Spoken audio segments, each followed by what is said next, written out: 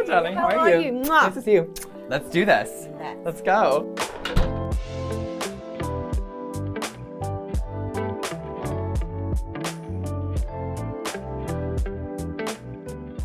Are you ready? I'm excited. Good. Also, I'm happy that we've organized this jewelry box because We have. It was a mess when we got it, by the way. It's always a mess. It took someone about an hour to detangle. Yeah. So let's start with, well, your jewelry style. Tell us, what do you think your jewelry style kind of is, and what does it mean to you?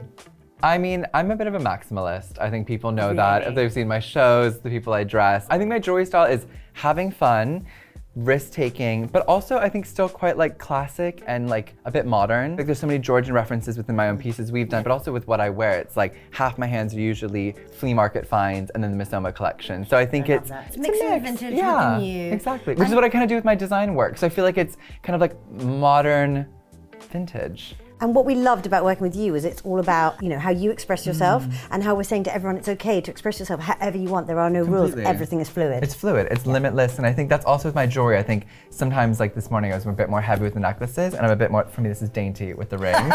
And then other days I'll have like It is. 6 stacked of like the openness rings, and then kind of maybe just 2 or 3 necklaces, or like a couple ear cuffs, so.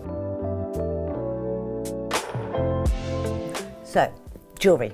What are you wearing today? So you've got, you know, a sort of Roman coin choker, then you've got the ingot hands, which I think looks amazing on you, and then with that oval locket, which is, you know, based on the Royal Opera House. I love that layering game. I'm wearing definitely my favorite pieces. I've mixed it in with some of your guys' core collection, but I'm wearing the serpent, which I've started wearing more and more. Veronica Etra always told me you have to wear the snake head facing out. It's a symbolism of kind of like moving like wealth up and this idea of kind of moving forward, so you should never point it towards yourself. Wait, am I doing wealth down? Yeah. Oh my God, now I'm really stressed. No, you have to go, it has to go out. So fun my fact, goodness. I'm wearing obviously our labradorite cocktail ring. Which, One of your favorites, wasn't well, it? it's also You were just like, a "We level need of a intricacy. I wanted a big cocktail ring because I feel like even my own clients, like maybe they don't all want to wear something crazy, but they want that one statement. So whether it's a Absolutely. hat, a boot, or a ring, you want that quick thing, grab your keys, grab your ring, get out the door. Yeah, And you for me, feel that done was with that one. Exactly. I go out the door and I'm like, I don't need anything else. I've got my big And like, also knuckle bringing duster totally on. your knuckle duster, and also bringing back the fact that it's an everyday. It's not like going out to a special dinner. It's like no, you wear this. Let's go to Tesco's, or you wear this to go to a fun ball. But it also has, again, as someone who's very American, very LA, I guess you could say, very spiritual, like the labradorite and just that groundingness and that kind of.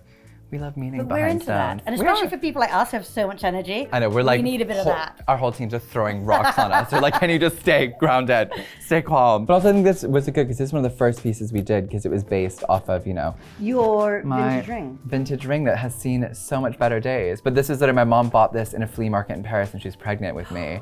And I never took it off. And I literally, I mean, it barely fits my finger and it's super messed up, but this is kind of what inspired like our ring. And we obviously took it to the next level by doing the seed pearls and by going in with the roping and with the etching. Like we obviously took this as the starting point, but this, it's such a specific memory.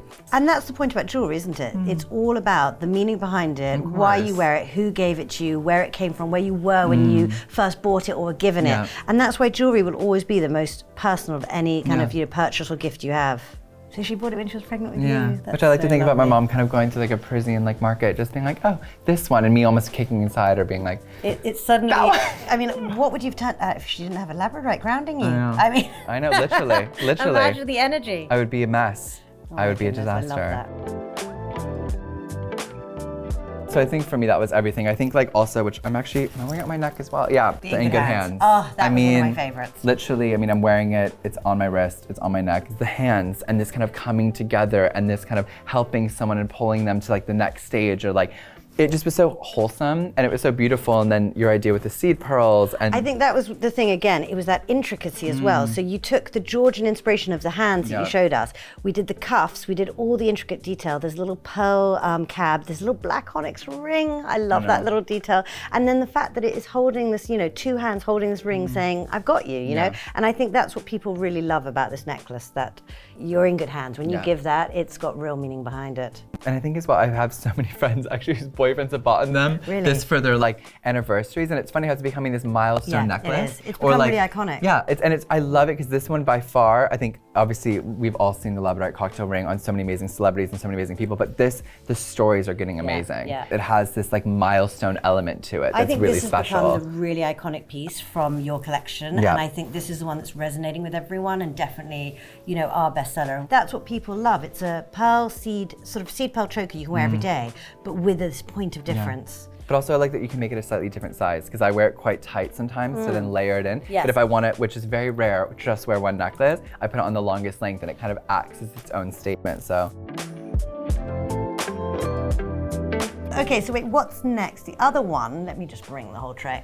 This one was one of your favorite symbolism. This is one of my favorite because I think, again, I'm all about the symbolism. I think Yeah. even when we work on my September collection now and we're really, it's like, what is the meaning behind this? What does this represent? When we did this one, it was really the duality for me of this. The double head. The double head. And it was the male, the female. It was hand illustrated by Lucas Palumbo, a longtime queer collaborator. He's amazing.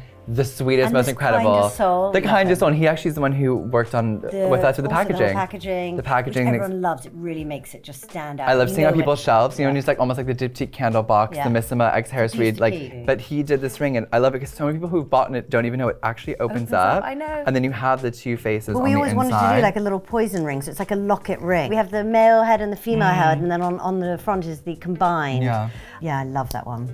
One of the ones that I really love, and I feel like I haven't talked that much about, but I've seen everywhere from like Billie Eilish to like everyone's been wearing it a lot, especially on the red carpet, is the openness ring. Yes. And this, like, not just a story about it, but like the fact that you can style it in different ways, and it's so I'm wearing great. that one. It's so funny because everyone's always surprised, and I have so many amazing clients that they're like, I love these rings. I'm like, yeah. I remember with like Adele, I was like, yeah, you stack them, because she wore this in her she music loved that video, and she thing. loves the stackability. Yeah. Is that a word? Stackability? Stackability, it is now. Stackability, I love darling. it. Let me think. You know which other one people Earrings. love is this Oh, necklace. the- So this is a real starting one, and I see so many people wearing this. It's that Love the this mini one. North Star. I think with this one, it's so funny because when we started creating it, I was obviously like, just the big one. I want this because I want a statement. But the thing that I learned to love about this one is I actually feel like this small one created almost more of a moment because you could layer it with so many different things. Yeah. So it became more universal. And this is the one I actually probably wear 4 days of the week, and then I maybe wear that on like a Saturday night when I'm going out to cocktails, when I'm going out to like a party. Also, I love a charm bracelet. I think for me, it's all about when we were looking at those kind of past references, it's like I loved those days of those amazing, huge, chunky bracelets, and you would almost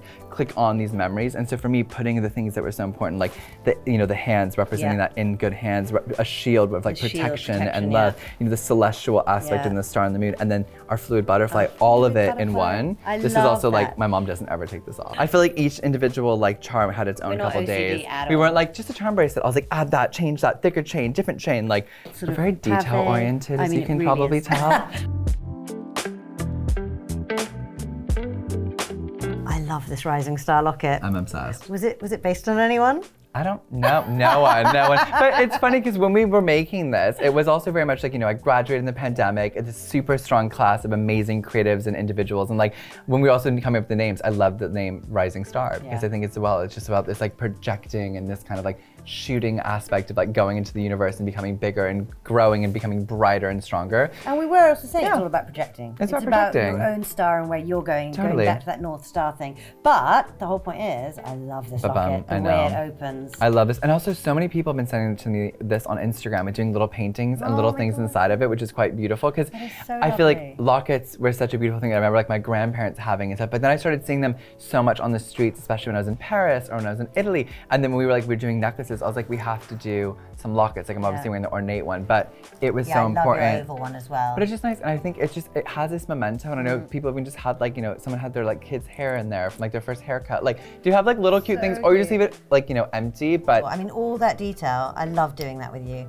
we're very detail oriented with everything. It would be funny if one day we do something that doesn't have like 80 different things on the front, the back, the side, the curve. But like, It would make our life so much easier. But it's all right. We're always up for a challenge. like nothing feels like we took an easy way out of anything. It was like design to design. We certainly didn't. No, and you've even got the rope detail on your beautiful fob.